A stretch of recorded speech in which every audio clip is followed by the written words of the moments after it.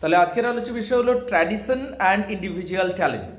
1919-এ এসে হিসাবে রচনা হয়েছিল, মানে এসে বা রচনা হিসাবে লেখা হয়েছিল। এটা টাইমস লিটারি সাপ্লিমেন্টে লেখা হয়েছিল। বিখ্যাত লেখার মধ্যে প্রকাশিত হয়েছিল দ্য ইগোইস্ট নাম নিয়ে। তাহলে এগুলো টেকনিক্যাল বিষয়। The tradition and the individual talent কত সালে প্রকাশিত হচ্ছে? 1919 সালে রচনা হিসাবে প্রকাশিত হয়েছিল।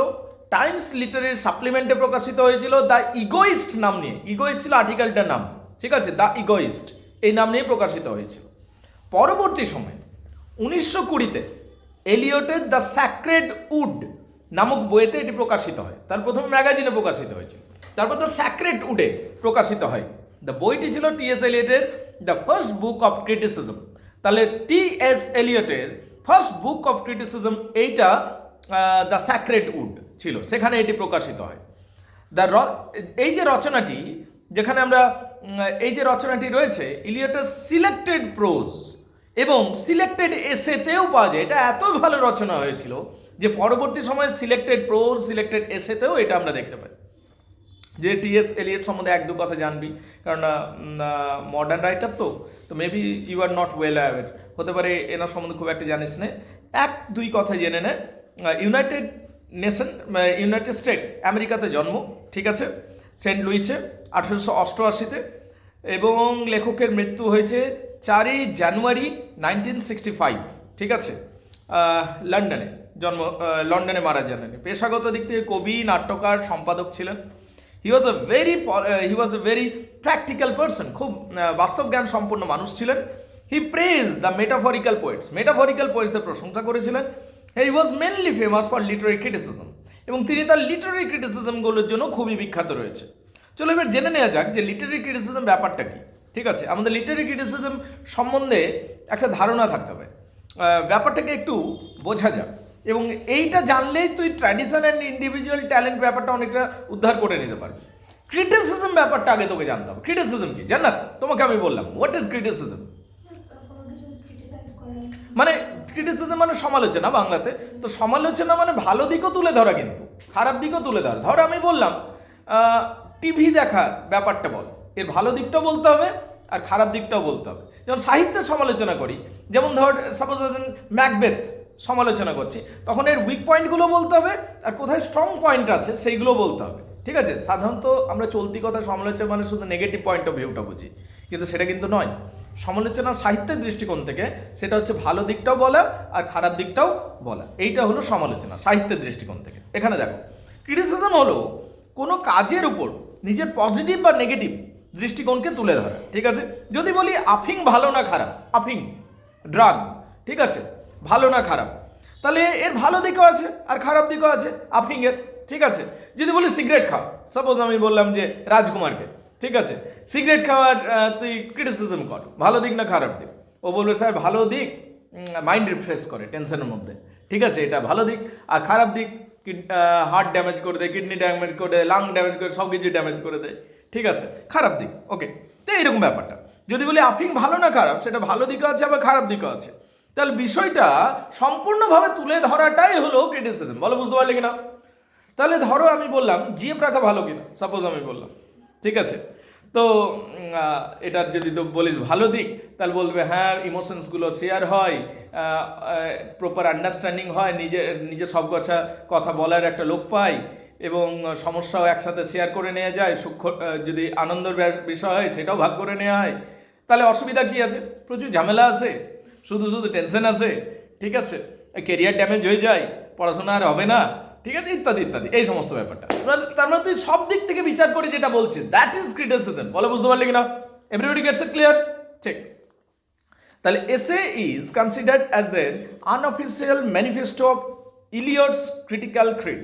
এই যে এসেটা বা এই যে লেখাটা পড়বো, এটা টি.এস. এলিয়টের অ্যাকচুয়ালি আনঅফিসিয়াল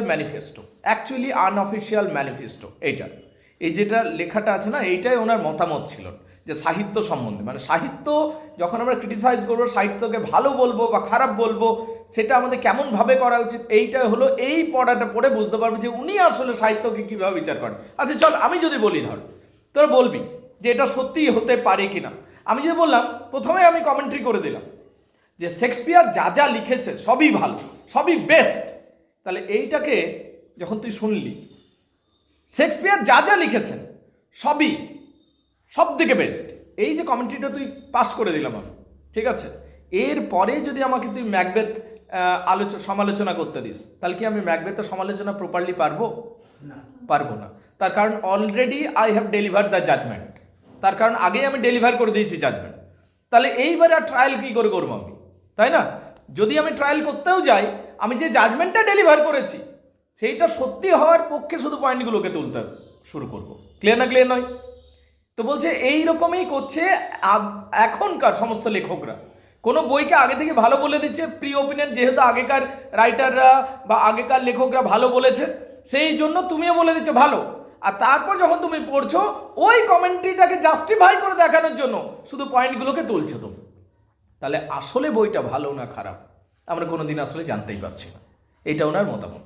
সাপোজ আমি অ্যাজ অ্যান এক্সাম্পল বলছি, জান্নাতের মনে হলো কোনো কারণবশত, বা দেবরাজের মনে হলো কোনো কারণবশত, বা রাজকুমারের মনে হলো কোনো কারণবশত the guide by R K. Narayan ততটা ভালো নয় বইটা, কোনো কারণে মনে হলো। কিন্তু যেহেতু ছোট থেকে শুনে এসছে যে সমস্ত সমালোচক, টিচার্স, প্রফেসর্স, লেকচারার্স সবাই বলেছে এটা দারুণ বই, অসাধারণ বই, এই যেহেতু কমেন্ট্রিটা ওর মাথায় বসে আছে, ও যখন এবার পড়তেও শুরু করবে, সমালোচনা করতেও শুরু করবে, ও ওই কথাগুলোকে সত্যি প্রমাণ করবে শুধুমাত্র পয়েন্টগুলো পিক আপ করে করে। তাহলে কোনোদিনই আমরা বইটার অ্যাকচুয়াল মেরিট আমরা জানতে পারবো না, তার কারণ already the judgement is delivered, তুমি জাজমেন্ট ডেলিভার করেই রেখেছো। তুমি ইন্ডিভিজুয়ালিটি কোথায় তোমার? Where is your individuality? Where is your talent? তোমার নিজস্বতা কোথায়? ইন্ডিভিজুয়াল অ্যান্ড ট্যালেন্ট বলছে না কথাটা? তুমি যখন একটা লেখাকে নিরপেক্ষভাবে তুমি পড়বে, পড়ার পর তোমার যেটা মনে হবে তুমি সেইভাবে লিখবে। যদি খারাপ মনে হয়েছে আগে খারাপ পয়েন্টসগুলো দিলে, যদি ভালো মনে হয়েছে ভালো পয়েন্টসগুলো দিলে, শেষে তুমি এবার ওপিনিয়ন ডেলিভার করো যে এইটা আমার মনে হয় বেশি খারাপ, ভালো এইটুকু রয়েছে। কিন্তু তুমি তো সেটা করছো না, তুমি আগেই বলে দিচ্ছ বইটা অসাধারণ বই, এরপরে তুমি সমালোচনা করতে শুরু করলে। তখন কি করলে? তার মানে ভালো পয়েন্টসগুলো তুমি পিক আপ করছো অনলি, আর তারপরে একটা দুটো খারাপ পয়েন্টস পড়ে রইলো। এইটাতে আমরা কিন্তু কোনোদিনও এই স্টাইলে বইয়ের অরিজিনাল মেরিট কি সেটা কোনোদিনও উদ্ধার করতে পারবো না। বলো বুঝতে পারলে কিনা? তাহলে পয়েন্ট অফ ভিউটা বুঝতে পারছিস কি বলছে? চল রাজকুমার একটু বল কি বলতে চাইছে, ইনি কি বলতে চাইছেন কি? লোকের কথা না শুনে নিজেরটা কিছু, মানে নিজের কিছু একটা ক্রিয়েট করতে বলছি, শুধু লোকেরটা কপি করলে হবে? হ্যাঁ, মানে তুই আগে থেকে জাজমেন্ট ডেলিভার করে দিচ্ছিস, আমাকে তো পড়তে তো দে। আমি ধর কোনোদিনও, সাপোজ আমি বলছি অ্যাজ অ্যান এক্সাম্পল, আমি ধর কোনোদিনও বিরাট কোহলির খেলা দেখিনি, একজন এসে বলে দিল বিরাট কোহলি বিরাট খেলোয়াড়, আমিও বলে দিলাম বিরাট কোহলি বিরাট খেলোয়াড়। এইবারে ও যখন খেলা দেখতে শুরু করলাম, 30টা বল খেললো, নিয়ে 5 রান করে আউট হয়ে দিল সেদিনে, আমি সেটার মধ্যেও ভালো খুঁজবার চেষ্টা করব, ঠিক আছে, যেহেতু আমি অলরেডি কমেন্ট্রি পাস করে রেখেছি। না, বোলারটা বিরাটই কঠিন ছিল, বাকিগুলো ভালো খেলতে পারেনি, তো ঠিকই আছে, এই 5 রান করেছে, 5 রানও তো কন্ট্রিবিউট করলো অনেক, তো এটাও তো অনেকে পারে না, তো সেই জন্য ভালো খেলোয়াড়, তো এমনি হয়ে যাচ্ছে ব্যাপারটা। পয়েন্ট হচ্ছে তুমি নিউট্রালি দেখো লেখাটা, তোমার যদি ভালো লাগছে কি কারণে ভালো লাগছে নিচে নিচে লিখলে, আর তোমার যদি খারাপ লাগছে কি কারণে খারাপ লাগছে নিচে নিচে লিখলে, আর শেষে তুমি জাজমেন্ট ডেলিভার করো যে এটা একটা খারাপ লেখা বা এটা একটা ভালো লেখা। আগে যারা বলেছে ছেড়ে দাও তুমি ওই কথা, তোমার মত অনুযায়ী তুমি যাও, ইন্ডিভিজুয়াল ওপিনিয়ন তুমি তোমার শেয়ার করো। What is your individual free thinking? What is your talent? You are copying the others opinion, is that talent? সেটাই কি ট্যালেন্ট? নাকি নিজের মতামত থাকবে, কিছু ইন্ডিভিজুয়ালিটি থাকবে, দ্যাট ইজ দ্য ট্যালেন্ট। সেটা হচ্ছে ইন্ডিভিজুয়াল অফ ট্যালেন্টের মূল কথা। ক্লিয়ার না ক্লিয়ার নয়? ঠিক। তাহলে tradition and individual talent is divided into 3 parts, এর মধ্যে 3টে পার্ট আছে, and it mainly discussed with the modernism and hegemony. এখানে মডার্নিজম এবং হেজিমনিটার খুব বেশি করে আলোচনা করা হয়েছে এই থিওরি পড়তে গেলে। তাহলে তোমাকে বুঝতে হবে মডার্নিজম কি, আর তোমাকে হেজিমনি কি বুঝতে হবে, ঠিক আছে? মডার্নিজম কাকে বলে তোদের সাধারণ দৃষ্টিকোণ থেকে বল, হোয়াট ইজ মডার্নিজম? মডার্ন, আধুনিক বিষয় কি? তোমরা সবাই ইংলিশ অনার্স করছো, মডার্ন ব্যাপারটা বল। You are English honours students guys, তাহলে মডার্ন ব্যাপারটা কি? মডার্ন কাকে বলে? Jannat, you say what is modern? যেটা মানে আপাতত এখন চলছে বা যেগুলো মানে ওই নিওক্লাসিক্যাল রোমান্টিক ওগুলো পার করে করেছে। তুমি হিস্ট্রি অফ ইংলিশ লিটারেচারের দৃষ্টিকোণ থেকে বলছো, ওকে আই আন্ডারস্ট্যান্ড। আমি বলছি মডার্নের দৃষ্টিকোণ কি হবে? মডার্ন হচ্ছে বল, ওকে, স্বতন্ত্র চিন্তাভাবনা হবে কিনা বল, স্বতন্ত্র চিন্তাভাবনা, ফ্রি থিঙ্কিং হবে কিনা মডার্ন, লজিক্যালিটি থাকবে কিনা বল, যৌক্তিকতা থাকবে কিনা, are not blindly follow somebody, এটা হবে কিনা মডার্নিজমে, রাইট? তাহলে এখানে বলছেন তিনি মডার্নিজমকে বলছেন যে খুব জরুরি, মডার্নিজম আনাটা খুব বেশি জরুরি, মানে লজিক্যালিটি আসবে, ফ্রি থিঙ্কিং আসবে, অ্যান্ড ইন্ডিভিজুয়ালিটি আসবে, মানে আমি যেটা মনে করি that matters me and that is more important for me. কে কোন যুগে কি বলে গেছে, ঠিক আছে, ওইটাকে আমি কোনো লজিক পাচ্ছি না, মেনে নিতে হবে, so that is not modernism. নিজের স্বতন্ত্র চিন্তা ভাবনা অনুযায়ী, নিজের যৌক্তিকতা অনুযায়ী, নিজের স্বাধীন চিন্তা ভাবনা অনুযায়ী আমি কোনটাকে ঠিক মনে করছি, কোনটাকে ভুল মনে করছি, দ্যাট ইজ মডার্নিজম। ক্লিয়ার না? ক্লিয়ার না? এইটা উনি বলবেন। আর আরেকটা হচ্ছে হেজিমনি, হেজিমনি দিকে বার হতে হবে। হেজিমনি মানে কি? What is hegemony? হেজিমনির একটা সস্তা কথা আছে, মানে একটা চলতি বাংলা আছে, ব্রেন ওয়াশ, চলতি ইংরাজি, বুঝেছো? ব্রেন ওয়াশ, হেজিমনি কম বুঝবে, ব্রেন ওয়াশ বেশি বুঝবে। ব্রেন ওয়াশটা কাছাকাছি যায় হেজিমনির। মানে কি ব্রেন ওয়াশ ব্যাপারটা কি? তো কিছুদিন ডাকলো, ঠিক আছে, তোকে 5 জন মিলে ডাকলো, একটা জিনিস বুঝিয়ে দিল, এবং তুই বললি হ্যাঁ তোমরাই ঠিক বলছো, অথচ তুই জানতিস এর আগে পর্যন্ত যে এটাই ভুল, ঠিক আছে? দেখবি মার্কেটিংয়ে অনেক সময় করা হয়, ঠিক আছে, একটা প্রোডাক্ট কোনো কাজের নয়, 5 জন মিলে তোকে ডাকলো আর বুঝিয়ে দিল ভালো করে, এবং তোর মনে হলো হ্যাঁ this is gold, this is gold, right? তো তুই ব্রেন ওয়াশ হয়ে গেল। তো এটা শুধু প্রোডাক্টের ক্ষেত্রে নয়, ব্যবস্থাপনার ক্ষেত্রেও হেজিমনি চলে বা ব্রেন ওয়াশিং চলে, ঠিক আছে? তো হেজিমনি ব্যাপারটা বোঝো।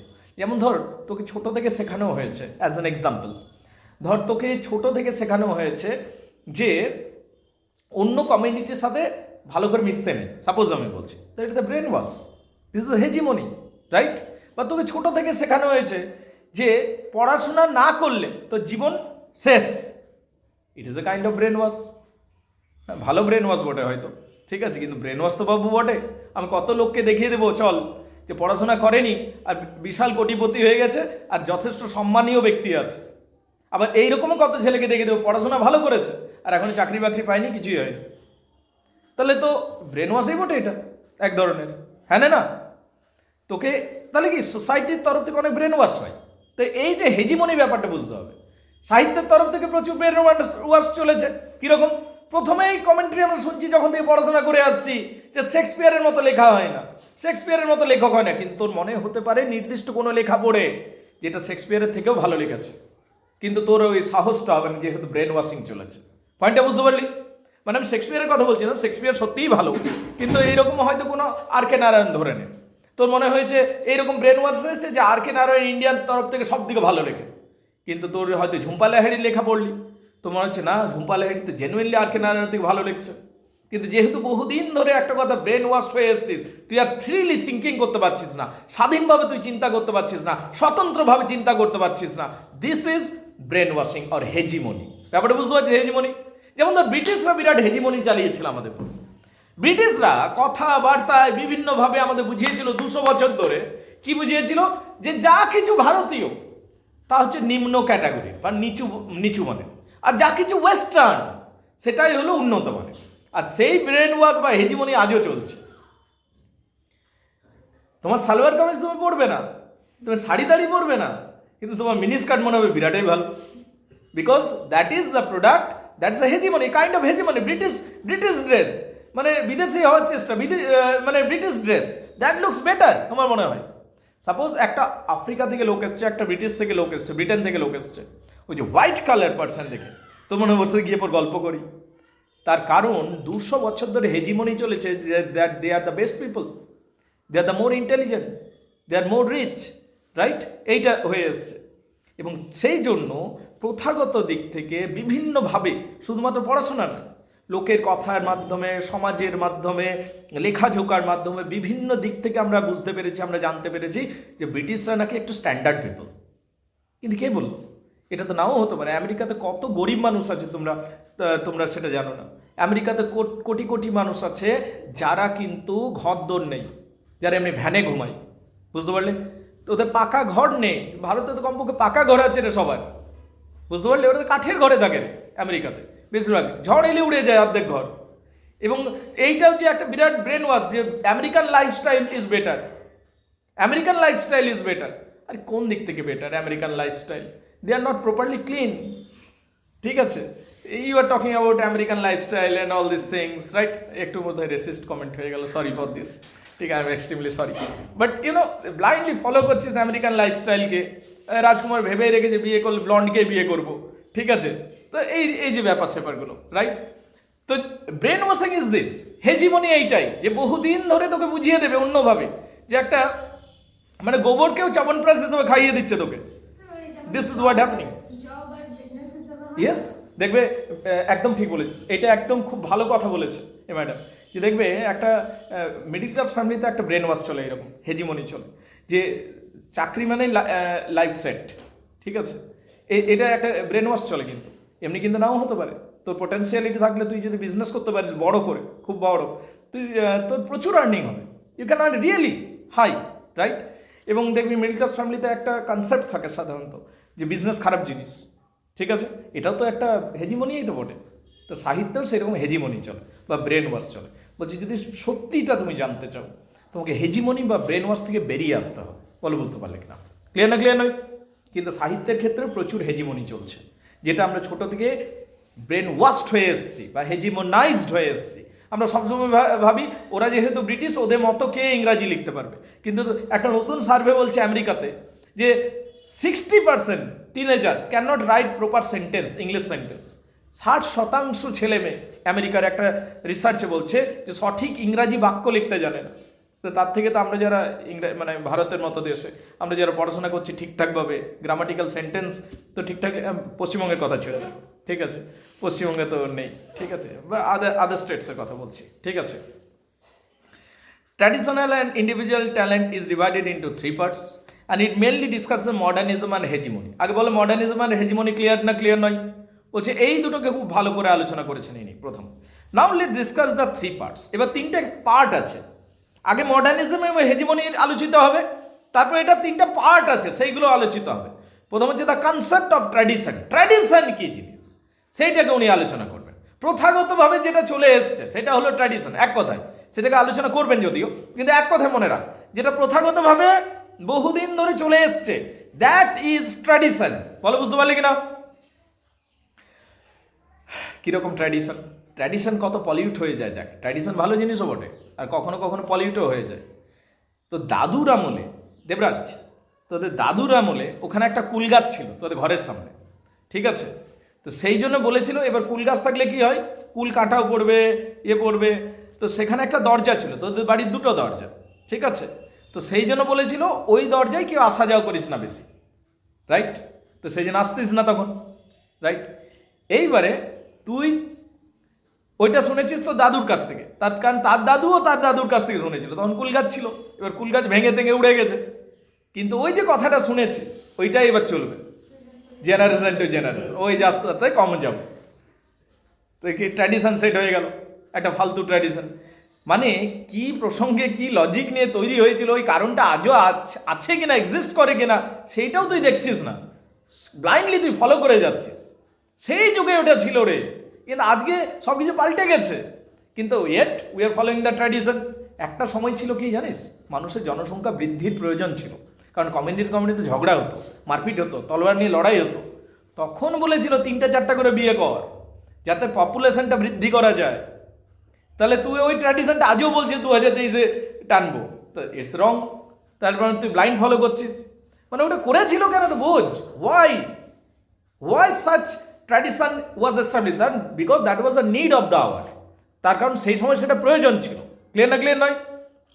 প্রয়োজনীয়তা ছিল সেই সময়, যে যাদের যত বেশি মানুষ হবে সেই কমিউনিটি, সেই গোষ্ঠী তত শক্তিশালী হবে, ঠিক আছে, এবং সেই জন্য কি হবে যে এবারে একটা মানুষ যদি একটাই বিয়ে করে তাহলে সংখ্যা কমবে, তো একটা মানুষ 3টা, 4টা, 6টা, তো যদি তুই ইসলামিজমে দেখিস 3টা না 4টা অ্যালাউড আছে, হিন্দুজমে তো আনলিমিটেড, ঠিক আছে, অ্যালাউড, ওখানে কোনো বাধাই নেই, ঠিক আছে। তো এগুলো করা হয়েছিল কেন, তার কারণ that was the need of the hour, কি বুঝতে পারলে? কিন্তু এইটাকে যে ট্র্যাডিশন ধরে নিয়েছে দেবরাজ এবার ওটাকে ট্র্যাডিশন ধরে নিয়েছে, না আমাকে কমপক্ষে 5টা বিয়ে করতেই হবে, ঠিক আছে। সব বউগুলো ধরে দেবে। সো আমি বলছি যে ট্র্যাডিশন কেন তৈরি হয়েছিল, তার লজিকটা আজও অ্যাপ্লিকেবল কিনা সেটা তোকে বুঝে চলতে হবে, কিন্তু সেটা তুই না বুঝে ব্যাস তুই শুরু করে দিচ্ছিস, এইটাই চলবে, দেন ইট বিকাম সুপারস্টেশন। ওটা ট্র্যাডিশনটা কিসে কনভার্টেড হয়ে যাচ্ছে? সুপারস্টেশনে কনভার্টেড হয়ে যাচ্ছে। আচ্ছা, তারপর কনসেপ্ট অফ ট্র্যাডিশন, ট্র্যাডিশনের কনসেপ্টটা বলবে the theory of impersonal poetry. আরেকটা উনি থিওরি বলবেন, বলছে পোয়েট্রি সবসময় ইম্পার্সোনাল হবে। তার মানে কি এখানে সরাসরি উনি উইলিয়াম ওয়ার্ডসওয়ার্থের এগেনস্টে যাচ্ছেন। উইলিয়াম ওয়ার্ডসওয়ার্থ কি বলেছিলেন? পোয়েট্রি সবসময় ব্যক্তিগত হবে। আমি দেখবো তবে তো আমি লিখবো, আমি ছ্যাঁকা খাবো তবে তো আমি ছ্যাঁকা খাওয়ার গানটা লিখবো, রাইট? এইটা উনি বলছেন। কিন্তু ইনি বলছেন না, পোয়েট্রি ইম্পার্সোনাল হবে। এখানে উইলিয়াম ওয়ার্ডসওয়ার্থ বলছেন poetry is the overflow of emotion. আমার ইমোশন থেকে আমি পোয়েট্রি লিখছি, উইলিয়াম ওয়ার্ডসওয়ার্থ। ইনি বলছেন না, যদি তুমি সেটা করো তাহলে কোনোদিনও আসল সাহিত্য তৈরি হবে না, মানে ইম্পার্সিয়াল তৈরি হবে না। তার কারণ তোমার দৃষ্টিকোণ থেকে লেখা হয়ে গেল বিষয়টা। যেমন রামায়ণ মহাভারত আমি প্রায় শতই বলি, যিনি লিখেছেন তার তো নিজের দৃষ্টিকোণ আছে একটা, রাইট? বা যে কোনো তুই লেখা ধরে নে, ধর একটা লেখা পড়ছি আমি, সাপোজ আমি কোনো একটা লেখা পড়ছি, গল্প পড়লাম, সেই গল্পে মানে রিয়েলিস্টিক রাইটিং, ঠিক আছে? সেই গল্পে আমি যদি বিউলফের গল্পটা পড়ি, ঠিক আছে, বিউলফের গল্পে দেখবি সেই রাক্ষসটা গ্রিন্ডেলটাকে ভিলেন করে দেখানো হয়। হ্যাঁ রে, আমি এগ্রি করি না ওই রাইটারের সাথে। কেন এগ্রি করি না? রাক্ষসটার কি দোষ রে? রাক্ষসটা কোন সমুদ্রের কোন কোণে গিয়ে ঘুমায়, তোর ওইখানেই ডিস্কো ড্যান্সটা করতে হবে গিয়ে, তো লোককে তো বিরক্তি হবে। কিন্তু ওটা যেহেতু অথারের দৃষ্টিকোণ অনুযায়ী তুই ফলো করছিস এবং তোর মনে হচ্ছে রাক্ষসটা ভিলেন। বাট তুই যে নিউট্রাল পয়েন্ট অফ ভিউ থেকে দেখতে চাস, একটা লোক বেচারা একদম কুনে শুয়েছিল, তুই ওইখানে গিয়ে ডিজে মিউজিক বাজাচ্ছিস, তো লোকটা এসে তো বলবে যে কেন বিরক্ত করছো। সেটাই হয়েছিল। পয়েন্ট হচ্ছে সবসময় যে রাইটারের পয়েন্ট অফ ভিউ কারেক্ট এটা নয়, এটা বুঝতে হবে। তোমাকে ইম্পার্সিয়াল দৃষ্টিকোণ, যে দেখবে আমি বলবো, এটা প্রায় শতই বলি ফেমিনিস্টিক পড়াগুলো পড়ানোর সময় আমি বলি না যে এটা আলটিমেটলি কিন্তু ওর ভিউ পয়েন্ট, এটা এমনি নয়। যে কোনো রাইটিং পড়ানোর সময় আমি বলি যে আলটিমেটলি এটা কিন্তু রাইটারের ভিউ পয়েন্ট, এটা নেসেসারি নয় যে তোমাকেও এগ্রি হতে হবে ওটার সাথে। You get it? তার মানে উনি বলছেন যে লেখক যখন নিজের ব্যক্তিগত অভিজ্ঞতা থেকে কোনো কিছু লেখে, সেটা সবসময় বায়াসেই হবে। তার কারণ সে তো নিজের কিছু অভিজ্ঞতা আছে, নিজের কোনো দৃষ্টিকোণ আছে, সেই দৃষ্টিকোণ নিয়ে যখন সে লিখছে সেটা সবসময় কিন্তু পক্ষপাত দুষ্ট হবে। সাপোজ অ্যাজ অ্যান এক্সাম্পল বলি, চল এটা একটা ভালো বুঝতে পারবি। আমি বলি কোনো বিচারক আছে, জান্নাত, এটা শোন ভালো করে, ঠিক আছে? রাজকুমারের কোনো একটা জাজ আছে, জাজটা ধর সাপোজ আমি বলছি ছেলে জাজ, ঠিক আছে? ছেলে জাজ, ও ধর 3 বার ডিভোর্স হয়ে গেছে, ঠিক আছে? আর ওর মনে হয়েছে যে যারা ডিভোর্স দিয়েছে তার স্ত্রীগুলো, ঠিক আছে, মানে তার সাথে অন্যায় করেছে। এইবারে সে যখন জাজ হয়েছে এবং বিচারকের আসনে বসে আছে, তোর কি মনে হয় ওর কীরকম বিচার করা হয়েছে? মানে পার্সোনাল এক্সপিরিয়েন্সটাকে সাইডে সরিয়ে যা মেরিট তার উপর, নাকি পার্সোনাল অভিজ্ঞতা থেকে এবার বিচারগুলো দেওয়া হচ্ছে? মানে কার বিচার করছে? মানে ডিভোর্স কেসের বিচারক। পার্সোনাল তো চলবে পার্সোনাল চলবে না। না, তো লেখকও বলছে সেইটাই, কিন্তু ওটা আসবে। কিন্তু এক্সপেক্টেড কি পার্সোনালটাকে তুই বাদ দে। এটাই টি.এস. এলিয়ট বলছে যে পার্সোনালটাকে তুমি যদি না সরাও, আমরা জেনুইন বিচারটা পাবো না বা জেনুইন মেরিটটা পাবো না। লেখক যখন নিজের ব্যক্তিগত অভিজ্ঞতা সাজিয়ে বলে দেবে তখন একতরফা হয়ে যাবে জিনিসটা। তার কারণ তার যেটা ব্যক্তিগত অভিজ্ঞতা সেইটারই রিফ্লেকশন উঠবে। ক্লিয়ার না ক্লিয়ার নয়? তাই এইটা কোনোদিনই একটা নিউট্রাল বা সত্যিকারের লিটারেচার হতে পারে না, এটা উনি বলছেন। পয়েন্টে বুঝতে পারলি উনি কি বলতে চাইছেন? জান্নাত কি বলছে বলতো? মানে নিজের যে ব্যক্তিগত ব্যাপার ওটাকে সাইডে রেখে পড়ে। হ্যাঁ, তুমি এবার লেখো, ঠিক আছে? আমি ধর আরেকটা বলি, আমি দেবরাজকে বলছি। দেবরাজ, ধরে নে ইন্ডিয়া পাকিস্তান, ঠিক আছে, রিলেশনশিপ নিয়ে তুই একটা আর্টিকেল লিখছিস, কিন্তু তুই ইন্ডিয়ান, ঠিক আছে? ইন্ডিয়া পাকিস্তান রিলেশনশিপ নিয়ে তুই একটা আর্টিকেল লিখছিস, বাট ইউ আর ইন্ডিয়ান। তোর কি মনে হয় তোর আর্টিকেলটা বিশ্বাসযোগ্য হবে? তাহলে বিশ্বাসযোগ্য হতে গেলে তো কি করতে হবে? আগে ইন্ডিয়াননেসটা সরিয়ে দাও। তুমি ইন্ডিয়ানেরও নও, তুমি পাকিস্তানের নয়, এইবারে নিউট্রাল পয়েন্ট অফ ভিউ থেকে তুমি লেখো, তবেই গিয়ে তোমার অ্যাকচুয়াল রাইটিংটা বেরিয়ে আসবে। বুঝতে পারছিস পয়েন্টটা? আমি বলছি রাজকুমারকে, আমি বললাম রাজকুমার একটা রাইটিং লেখ, India Pakistan relationship and real cause, এই যে রাইটিংটা লিখবে রাজকুমার, তুই 100% ধরে রাখ ওই রাইটিংটার মধ্যে সব দোষ পাকিস্তানেরই থাকবে। আসলে ঘটেও ওর এই দোষ, ঠিক আছে। এগেন তোর আবার প্রশ্ন আসবে আমরা ইন্ডিয়ান বলে বলছি, right? Now the question is that, তাহলে এটা রিয়েলিস্টিক ওয়েতে বেরিয়ে আসবে কি করে? উনি বলছেন যে যদি তুমি নিউট্রাল হতে পারো তবে রিয়েলিস্টিক ব্যাপার বেরিয়ে আসবে, নাহলে কোনো দিন বেরিয়ে আসতে পারবে না। ক্লিয়ার না ক্লিয়ার নয়? পয়েন্টে বুঝতে পারছিস কিনা আমি যেটা বলতে চাইছি? ঠিক, I hope you are getting it. তাহলে ইম্পার্সোনাল পোয়েট্রি মানে, ইম্পার্সোনাল পোয়েট্রি মানে কবিতা ধরিস না শুধু, পোয়েট্রি মানে রাইটিং বলছে। মানে ইম্পার্সোনাল রাইটিং তখনই লেখা সম্ভব যখন তুমি নিজের এক্সপিরিয়েন্সগুলো থেকে সরে আসতে পারবে, নাহলে এটা সম্ভব নয়। আর এইটা করেননি সমস্ত লেখকগুলো, এইটা উনি বলছেন। সমস্ত লেখকগুলো নিজের অভিজ্ঞতা থেকে লিখে দিয়েছে, তাহলে এমনিতেই ওইগুলো পার্সোনাল হয়ে আছে। ক্লিয়ার না ক্লিয়ার নয়? যখন এমনি কোনো জিনিস এক্সিস্ট করে কি যেটা এইটা হলো ব্যাপার, যে অমনি কি আদৌ এক্সিস্ট করবে? মানে কোনো রাইটিং আছে অমনি? ওনার রাইটিং হলো টি.এস. এলিয়টের। টি.এস. এলিয়ট যেহেতু থিওরি নামাচ্ছেন, তাহলে তো এটা এক্সপেক্ট করতেই পারি আমরা যে টি.এস. এলিয়টের মানে উনি অন্তত যেটা বলছেন, তবে আমি জানি না এই যে আদৌ হবে কিনা, মানে আদৌ সম্ভব কিনা। তার কারণ তুই যাই লিখ, ব্যক্তিগত অভিজ্ঞতা থেকেই তো লেখা হয়ে যাবে কম বেশি, ঠিক আছে। দ্য নেচার, এবার 3 নাম্বার থিওরি। তাহলে প্রথমটা ছিল ট্র্যাডিশনের কনসেপ্ট দেবেন উনি, 2 নাম্বার হলো ইম্পার্সোনাল পোয়েট্রির কনসেপ্ট দেবেন, যে ইম্পার্সোনাল পোয়েট্রি কাকে বলে, হ্যাঁ না, বা কিভাবে আদর্শ পোয়েট্রি লেখা সম্ভব, মানে আদর্শ রাইটিং কিভাবে লেখা সম্ভব। মানে বলছে পক্ষপাত দুষ্ট যেন না হয়। পক্ষপাত দুষ্ট তখন হবে না যদি তুই ব্যক্তিগত অভিজ্ঞতা না ঢোকাস ওটার মধ্যে। ক্লিয়ার না ক্লিয়ার নয়? ব্যক্তিগত অভিজ্ঞতা ঢোকাস না, পার্সোনাল থিঙ্কিংগুলো রাখিস না, যা neutral point of view, logically বিচার কর বিষয়টাকে, নিউট্রাল পয়েন্ট অফ থেকে বিচার কর, then it is going to be good, এটা ভালো হবে। একটা রাইটার আছে অরুন্ধতী রয়, মনে আছে? সেই দ্য কস্ট অফ লিভিং। এনার রাইটিংগুলো পুরোপুরি বায়াস হয়, বুঝতে পারলি? কারণ উনি নিজে, যদি তুই দেখিস, উনি একটা কমেন্ট্রি করছেন, ওনার খুব celebrated comment, Kashmir was never part of India by Arundhati Roy. কিন্তু এটা কোনোদিন ছিলই না। এটা কিন্তু যেটা উনি বলছেন যে কাশ্মীর কোনোদিন ইন্ডিয়ার অংশ ছিল না, কিন্তু এটা একদম ফলস স্টেটমেন্ট, 100% ফলস স্টেটমেন্ট। এটা এমনি নয় যে আমি ইন্ডিয়ান বলে বলছি, আবার সেই আমার ব্যাপারটা চলে আসবে যেহেতু আই এম ইন্ডিয়ান, ঠিক আছে। সেই হিসাবে দেখতে গেলে পাকিস্তান তো মানে পাকিস্তানটা তো ইন্ডিয়ার ভিতরেই ছিল, বাংলাদেশ ইন্ডিয়ার ভিতরেই ছিল। হ্যাঁ, মানে দেখ, অফকোর্স ছিল, পাকিস্তান তো রাষ্ট্রই ছিল না কোনো, কিন্তু বলছে যে Kashmir was never part of India, এটা ঠিক স্টেটমেন্ট নয়। তার কারণ একটা রাজা ছিল, রাজার নাম ছিল রাজা বিক্রমাদিত্য, ঠিক আছে। তো এগেন ওটার ওই রাজা বিক্রমাদিত্যের যে তুই পুরো রাজ্যটা, সাম্রাজ্যটা দেখিস, একদম অনেকটা পর্যন্ত নেমে গেছিলো ইন্ডিয়ার, ওই দিকটাও ছিল, ইরান, আফগানিস্তান সব চলে এসেছিল। আবার তুই যদি তারও পিছনে যাস, কাশ্মীর নামটা দেখ রে, কশ্যপমণির নাম অনুযায়ী এসছে। এবার কশ্যপমণি কোথায় থাকবে?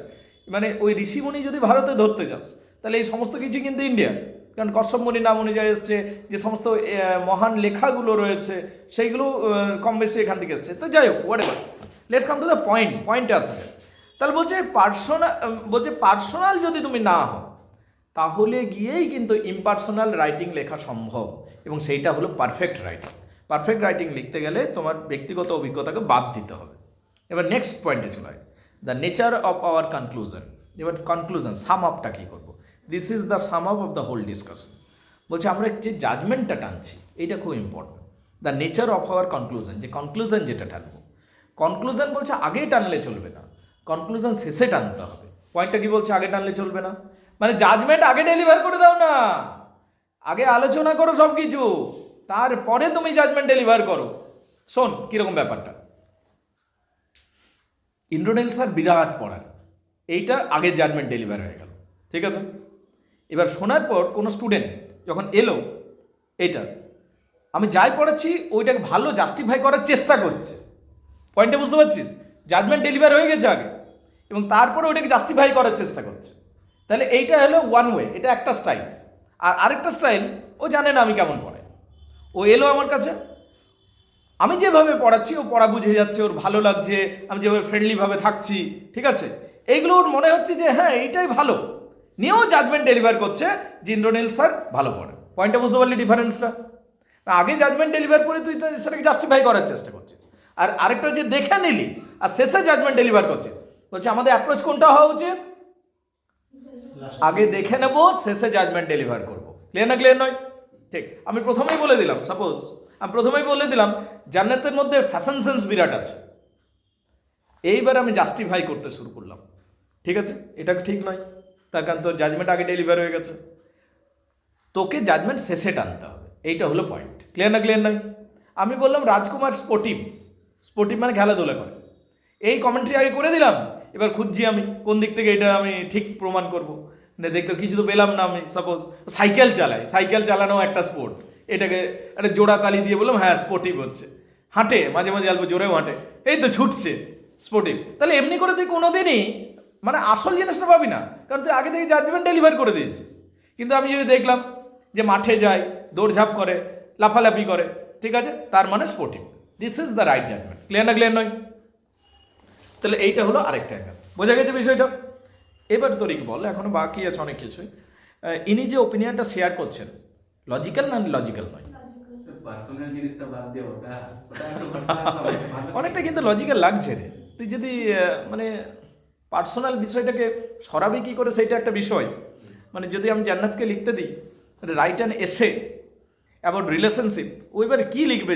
যদি মানে যা কিছু লিখবে নিজের পার্সোনালি তো ঢুকবে রে, এইটা একটা বড় গ্রে এরিয়া, বুঝতে পারলে? নিজের এক্সপিরিয়েন্স তো ঢুকবেই, তাছাড়া ওর সম্বন্ধে আইডিয়াই তো আসবে না, ও লিখবে কী করে? আমি জান্নাতকে বললাম write a paragraph about relationship, যাই লিখুক পার্সোনাল থেকেই আসবে, ওপিনিয়ন থেকেই আসবে। ও এবার হয়তো ভান করবে কিছুক্ষণ যে আমি এটা এবার নিউট্রাল থেকে লিখছি, কিন্তু again the thing will come from personal experience. এটা সব থেকে বড় ক্রিটিসিজম এটার এগেনস্টে, বুঝতে পারলে? ডাক্তার বলছে দ্য কনসেপ্ট অফ ট্র্যাডিশন। এবার ট্র্যাডিশনের কনসেপ্টটা বোঝা যাক।